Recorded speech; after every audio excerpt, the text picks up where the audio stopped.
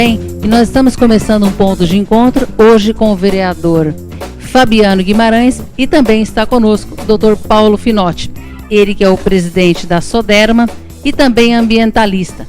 E vamos falar de um assunto muito importante, que é o desperdício da água na rede pública, da água de um modo geral. E ninguém melhor do que eles para falarem desse assunto, provocarmos vocês, telespectadores, e temos também as soluções. É isso, vereador? Como vai? Bom dia. Bom dia. É exatamente isso. Ribeirão Preto não pode mais, já acabou o tempo de Ribeirão Preto em empurrar com a barriga a questão da perda de água, de tudo que é captado do aquífero Guarani, jogar fora mais de 60%, que é uma estimativa hoje na nossa cidade. E essa perda, ela não acontece em cima da superfície, a grande parte dela, né? A gente fala da dona de casa que usa para varrer a calçada a água, a torneirinha que fica aberta, isso sim é desperdício, é uma questão cultural que tem que combater, mas a vasta, absoluta maioria, a maior parte do desperdício vem dos problemas na rede subterrânea de água, né? Então, isso não dá mais para continuar, é fundamental que o governo apresente um plano de redução de desperdício imediatamente. É isso que a gente está trabalhando. Bom, e hoje traz também aqui conosco o Dr. Paulo Finotti, que além de ajudar e de trazer algumas informações, é uma pessoa que há muitos anos discute, fala, batalha por esse desperdício. Doutor, bom dia, e queria que o senhor falasse aí com maestria que o senhor falou com a gente aqui no início do nosso programa, batendo um papo descontraído, sobre o desperdício, essa causa, por que acontece isso? Bom dia. Veja o seguinte, em primeiro lugar, nós não podemos considerar valores definidos do desperdício, porque na administração anterior falava-se em 16%, quando hoje nós sabemos que ultrapassa 40%, está na ordem de até 60%. Isso acontece principalmente em função de duas situações. A primeira situação é o problema de encanamentos de adutoras muito antigos, envelhecidos, que estão gradativamente se decompondo simplesmente em presença da água. Em segundo lugar, é a variação de pressão que ocorre entre o dia e a noite na utilização da água. O que acontece? Durante o dia a demanda é muito grande, à noite a demanda é bem menor. Agora, as bombas que puxam a água dos nossos poços artesianos funcionam praticamente 24 horas por dia. Então elas lançam a água na pressão de dia e de noite com a mesma pressão. O que acontece? A tubulação não comporta pressões maiores pela falta de utilização. Agora, falar apenas nisso é complicado. E um terceiro aspecto é essa própria educação que a nossa população tem, que utiliza a água de uma maneira simplesmente ilegal até, vamos assim dizer. E as nossas indústrias que ainda não fazem a reutilização da água, se o desperdício é muito grande. Pois bem, vamos às soluções, não é? Sob o ponto de vista das bombas, existem duas soluções a serem tomadas.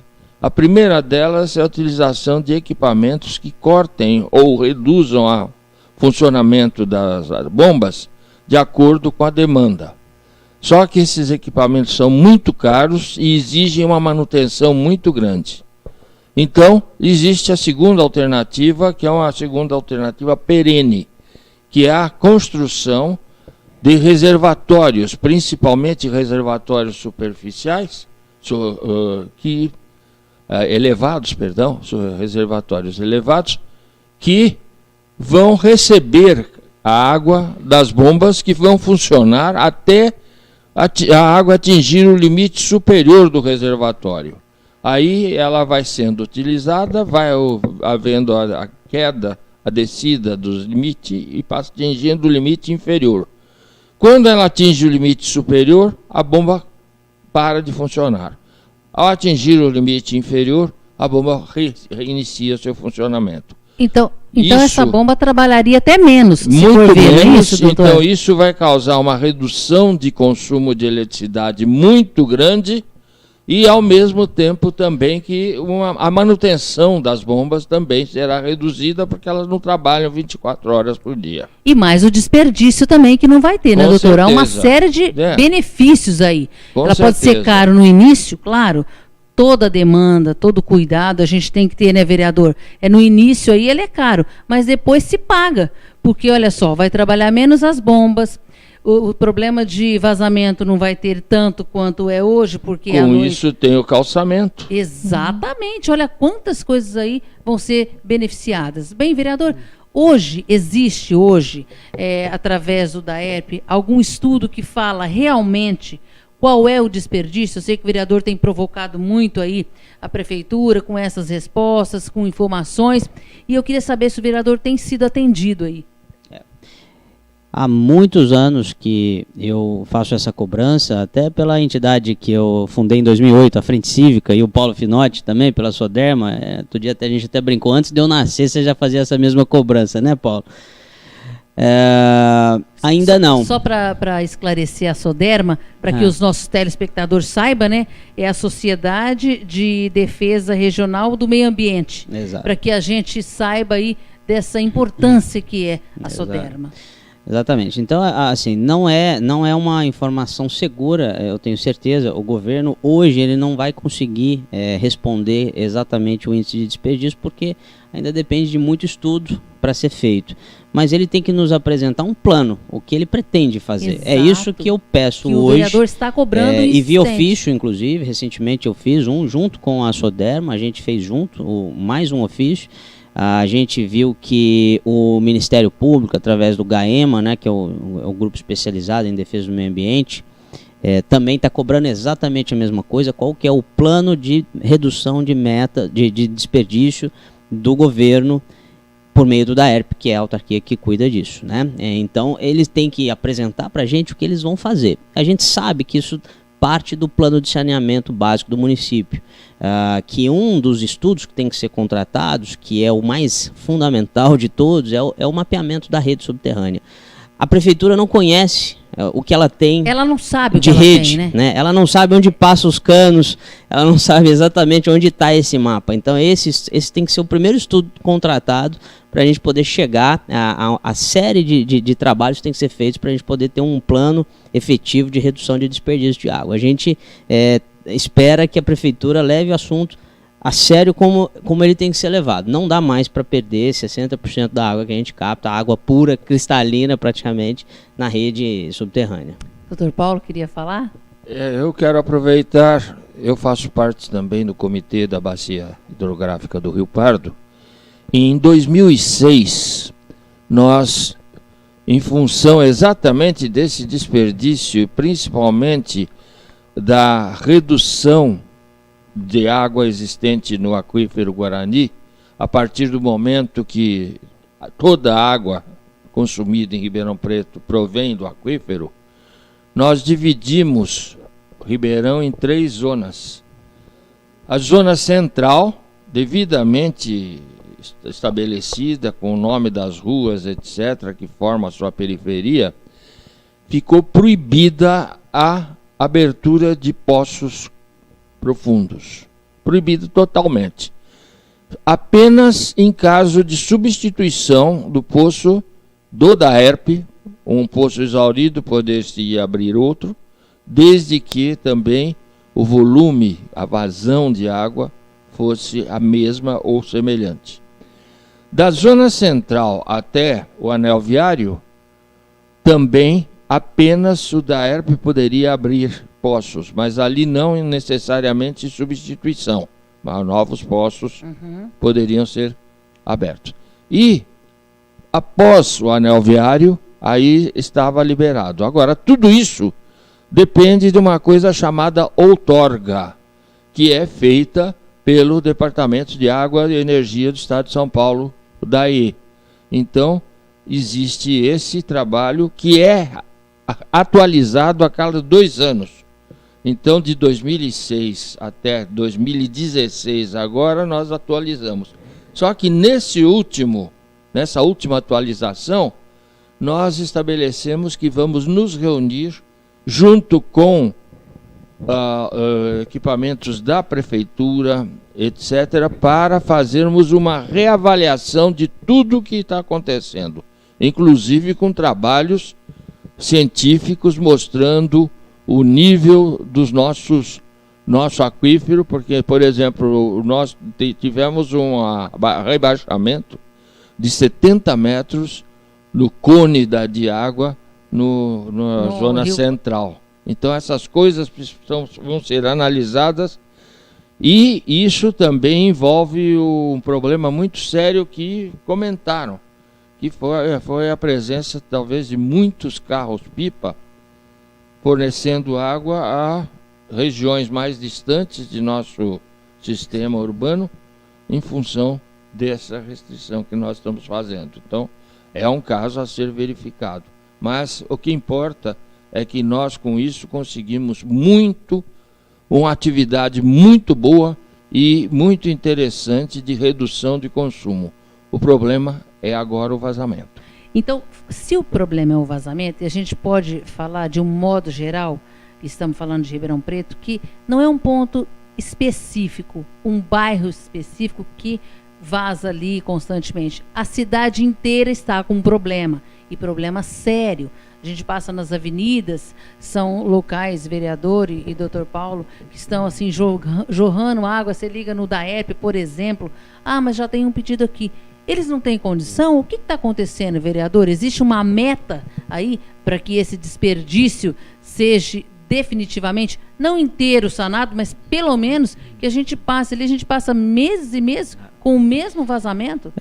O Paulo vai falar, mas eu acho que tem que fazer o serviço, não tem como fugir, mas é enxugar gelo. Do jeito que está hoje, eu acho que é enxugar gelo, porque você vai tampar um vazamento, mas vai vazar do outro lado, porque tem que corrigir a rede como um todo, a administração da pressão na rede, como o Paulo falou, hoje ela não existe, a bomba funciona praticamente o tempo todo. A gente tem também, inclusive, vários reservatórios que estão parados, né? Tem que ligar no sistema, administrar de forma inteligente. É basicamente assim, de dia tem 10 torneirinhas abertas, porque todo mundo está usando água. Sim, à noite, todo mundo vai dormir, fica uma torneirinha aberta, mas a pressão é a mesma, imagina. O mesmo cano, a mesma pressão, mas antes tinha 10 torneiras abertas, hoje tem uma. Você vai abrir a torneira, vai espirrar. E não há cano, né, que aguente, né? Arrebenta com tudo. Exatamente. Né? Então, não adianta você ficar reparando conserto, sendo que você não corrige a origem do problema. Não é barato. Você cair de 60% de desperdício para 40%, para 30%, é até razoavelmente fácil de se fazer com essas correções que podem ser feitas. Mas assim, de 30% para 20%, o investimento começa a ser maior, você vai ter que fazer um investimento maior na detecção de vazamentos na rede mais micro, né?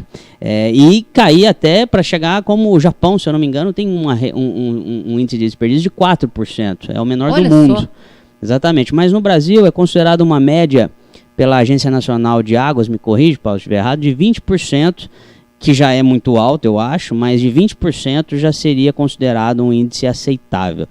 E importante lembrar que o governo federal não repassa recursos para o município se ele tem um índice acima de 50% de desperdício também. Então a gente tem que fazer assim. É o nosso caso aqui. É urgente que a gente tome uma providência já, pelo menos na administração do sistema de reservação, para que a gente possa regular essa pressão, mesmo com a rede subterrânea do jeito que tiver. Mesmo assim, a gente, pelo menos administrando a pressão, já ia baixar esse desperdício. Diminuir muito, né, doutor acredito Paulo, que sim. Não é, vereador? Mas não dá para fugir do grande projeto que tem que ser feito, que é um mapeamento da rede inteira. E isso faz parte também, é uma das discussões do plano diretor das audiências públicas, que é o plano de saneamento, como eu falei, e que está incluso o mapeamento da rede. Até porque a cidade não pode crescer mais de forma, como o Paulo falou, de espichar. Inchar, né? Inchar. tem que crescer de forma planejada. E não dá para você crescer de forma planejada se você não sabe onde está a rede subterrânea de distribuição de água, né? Então, vamos falar bem claro aqui, para que o telespectador esteja assistindo a gente nesse ponto de encontro, é como você vai construir a sua casa. A primeira coisa que você faz é uma planta, é um planejamento do que você vai construir. E assim a gente tem que trazer para a nossa prefeitura, para a nossa Ribeirão Preto. Doutor Paulo, eu sei que o senhor está à frente aí há muitos anos e batalha e luta, é um ambientalista com uma propriedade como poucos, e tem sim que ser louvável aqui no nosso ponto de encontro, porque para nós é uma honra tê-lo aqui. E eu queria que o senhor falasse também dessas iniciativas, de que forma o senhor está ajudando aqui também na Câmara Municipal, quando o vereador coloca do plano diretor. Eu sei que vocês têm vindo, vocês têm ajudado, vocês têm também dado a sua opinião, porque é de grande importância, e essa legislatura agora assistindo, ouvindo, trazendo vocês, que faz um diferencial também. E ganha Ribeirão Preto, com certeza. Eu estou achando que essa legislatura está sendo muito interessante e muito atuante em vários pontos, inclusive no setor ambiental. O Fabiano comentou a respeito dos vazamentos, etc. Eu fico imaginando o gasto que existe para o conserto. Depois existe o aspecto do asfalto ou do pavimento, que é grande parte destruído. E mais, os buracos que se formam, que isso é um problema muito grande. Inclusive o próprio proprietário de um veículo que quebra o seu carro num buraco desse tipo, ou não. Ou quando perde a vida também, né? Pessoas perdendo a vida. Ele pode entrar com ação contra a prefeitura, e isso vai, a coisa vai às calendas. Agora, nós estamos pensando numa coisa muito séria. Quando fizemos o plano de bacia do Comitê do Pardo, que vai para o governo estadual, inclusive para a Secretaria de Saneamento, nós estabelecemos um critério para a redução de vazamentos. E com isso, provavelmente, a própria secretaria nos forneça subsídios financeiros para resolver esse problema. Só que acontece uma coisa muito séria dentro do sistema público do país. É muito papel e pouca ação.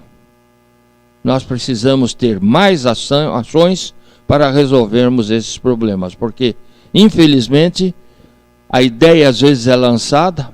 Quantas vezes se discutiu um assunto A, B ou C, foi aprovado e demorou 20 anos para ser solucionado. Eu tive um caso típico essa semana.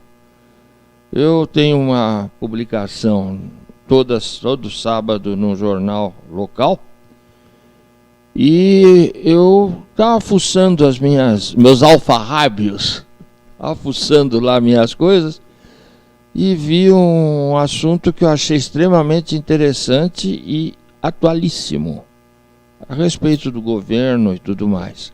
Só que tem um problema, ele foi escrito em 2006. Ou seja, não mudou nada? Não mudou nada, tanto é que eu o republiquei, com os mesmos ipsilíteres, et virgulístico e advérbio. Continua a mesma coisa. Mesma coisa. Quer dizer, é um caso típico que nós temos que pensar em cima. Eu acredito que dentro do DAERP, eu conheço o Afonso, que é o atual superintendente, é uma pessoa muito séria. Eu acredito que se ele estiver apoiado, nós teremos uma melhoria grande de ação. Agora, nós precisamos cobrar e cobrar muito, porque senão nós vamos ficar patinando. Acontece como o seu noticiário, né, que o senhor fez ali a matéria em 2006, passados todos esses anos, continua a mesma coisa. Bom, vereador, e trazendo aí essas informações e aproveitando, quando se fala muito em papéis e não em ações, a gente vê geralmente, às vezes, um vazamento que tem quando o pessoal vai trabalhar, fica 10, um trabalha, a gente costuma brincar, e 6, 8 fica olhando, 2 só ali.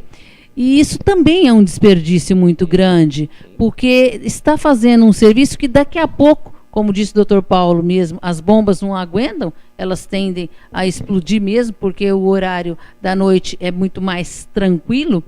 Então, isso não seria para agora, de imediato? O senhor, como vereador, não pode aí provocar os colegas e fazer aí um trabalho junto ao DAERP, junto à promotoria, para que isso fosse feito de imediato, para que a gente realmente sanasse isso?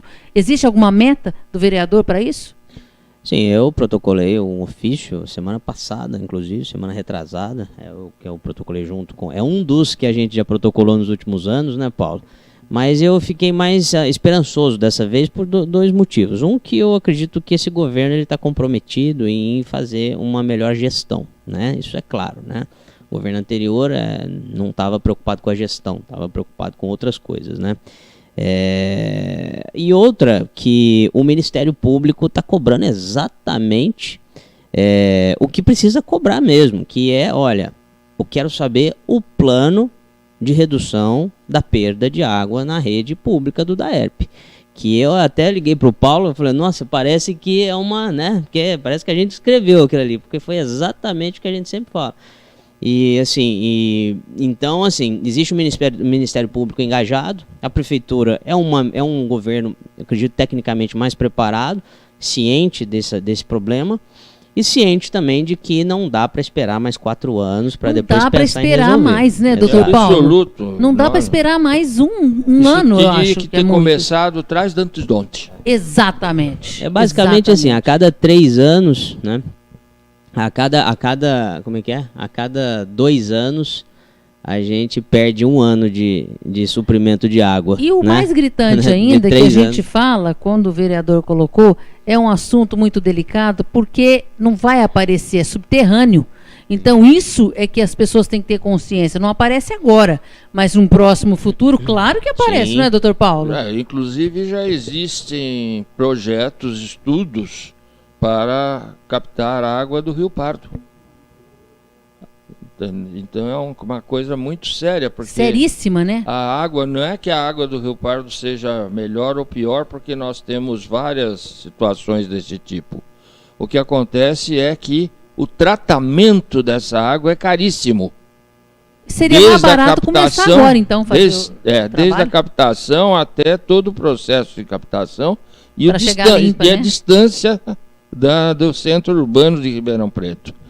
E, por outro lado, a gente vê os proprietários e empresas de construção forçando a liberação da Zona Leste de Ribeirão Preto, que é uma região cujo aquífero Guarani é aflorante, para fazer construções sem existir um plano de proteção dessa região. A ganância do ser humano é tamanha, Com né, vereador? certeza. É absurdo, né? Então vocês aí, projetos, né? Nossos vereadores têm que ficar muito atentos aí a esses projetos para que não passe, né, doutor Paulo? Com certeza. Inclusive, né? nós já fizemos, junto com o GAEMA, lá no Ministério Público, já existe um estudo profundo a respeito disso. E o que acontece? E o estudo estabeleceu que ali é uma zona diferenciada do restante. E tanto é que nós temos até coleta de lixo lá deve ter estrutura diferente daquela que existe no restante da cidade. A ocupação tem que ser organizada, né? Não ocupar somente tem um risco de você ter a ocupação ilegal e ficar pior ainda, né? Mas a ocupação tem que ser organizada, tem que ser feito com projetos, um projeto, com estudos, né? Claro. Exatamente. E não só da Zona Leste, né? Da cidade inteira.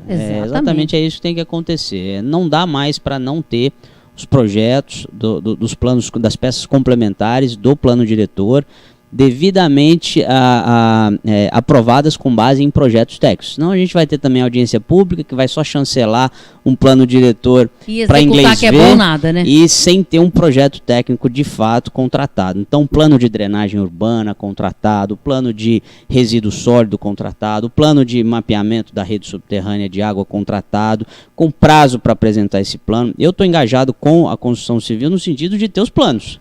né? Porque tem muito empresário ruim, mas tem muito empresário bom Claro, que quer investir, mas quer investir Com preservando o meio Exatamente. ambiente. Não Então, vamos a generalizar gente tem que ter o aqui. plano. Não dá mais para ter um plano meia boca. Tem que ter um Exato. projeto que envolve vários projetos. Tem que mais de saia do 15 papel, né, projetos que vereador? tem que ser contratados. Então, Não é a isso, gente doutor tem que ter Paulo? prazo para esses planos Correto. serem finalizados. Não basta só fazer audiência pública também. Tem que ser audiência pública com base em projetos. Senão fica um blá blá blá e ninguém tem. Como você vai fazer uma audiência pública para discutir o plano de drenagem urbana Se não tem o plano. se você não sabe cadê a rede subterrânea de água? Você se não sabe nem o que é o plano. Exatamente. É Então isso a audiência aí, doutor, pública não vai falou servir tudo. para nada, né? Então é isso que a gente está engajado. Né? Bem, nosso tempo, infelizmente, vereador, doutor Paulo, está encerrando. Mas eu queria que o senhor deixasse uma palavrinha final aqui no nosso ponto de encontro, mas antes, agradecê-lo imensamente. O prazer de tê-lo conosco aqui. O senhor que é uma pessoa que luta muito e não é de hoje. Eu sei que às vezes até a família fica um pouquinho de lado, porque batalha, corre daqui, pede ali, vai à luta sim, e nós temos que reverenciar o senhor sempre por estar aqui hoje e agradecer todas as ações que o senhor tem feito para toda Ribeirão Preto, para nós, para os nossos filhos e para os que vão vir também. Eu que estou agradecendo a vocês essa oportunidade de estar aqui, lembrando do problema sério que nós temos em termos ambientais. Porque é simples, muita coisa que a gente faz é simplesmente esquecida. Um caso típico, só para terminar, na Semana da Árvore. Saturam os alunos, principalmente os do curso básico, falando de árvore, plantando árvore, fazendo o diabo com árvore. Na semana seguinte ninguém se lembra mais nada e nem de regar as mudinhas que lá foram plantadas. Então essas coisas têm que ter continuidade. E as nossas palavras de hoje aqui também devem ter um pouco de continuidade e bom senso. E nós temos que nos basear numa única coisa: educação.